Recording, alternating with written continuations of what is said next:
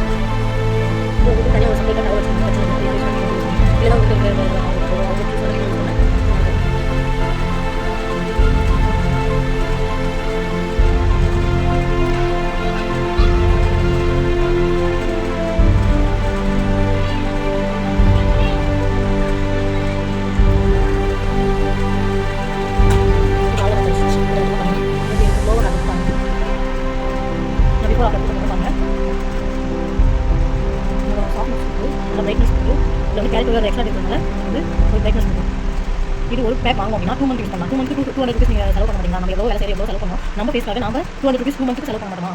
Thank you friends, நன்றி.